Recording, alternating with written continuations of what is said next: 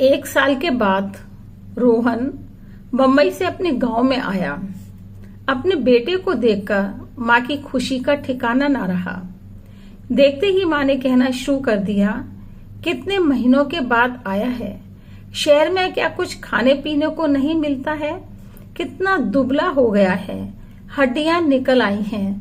काम तो खूब लेते होंगे पर खाने को ठीक से नहीं देते होंगे।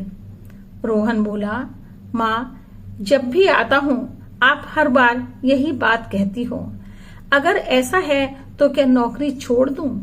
माँ मैं कुछ दुबला उबला नहीं हुआ हूँ, ये आपका प्यार है जो मुझे दुबला बता रहा है। फिर रोहन मुस्कुराकर एक बड़ा सा डिब्बा माँ को देता है। माँ पूछती है, बेटा इसमें क्या है? माँ बादाम है, आपके और पिताजी के लिए लाया हूँ, खाया करो ताकत आएगी। माँ ने पूछा, बेटा कितने के हैं? 1200 रुपए के। अरे बेटा इतने महंगे बादाम लाने की क्या जरूरत थी, कोई सस्ती सी चीज ले आता। रात को जब माँ पिताजी बच्चे सो गए तब रोहन ने अपने बैग से एक डिब्बा निकाला और अपनी पत्नी सुशीला को देते हुए कहा, तुम्हारे लिए मैं विदेशी चॉकलेट लाया हूँ। सुशीला ने कहा, सिर्फ मेरे लिए? अरे मिठाई तो सबके लिए लाया हूं ना। कितने की? 800 रुपए की। सुशीला हैरान हो गई और बोली, इतनी महंगी लाने की क्या जरूरत थी?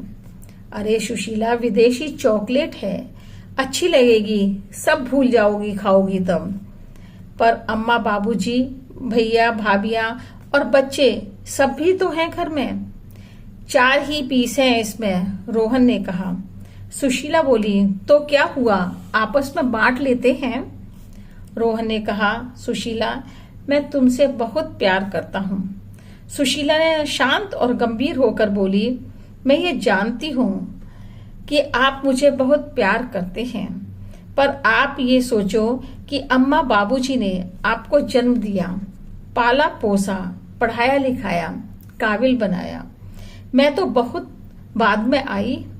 आज आप उनकी वजह से अपने पैरों पर खड़े हैं। अब रोहन चुप था।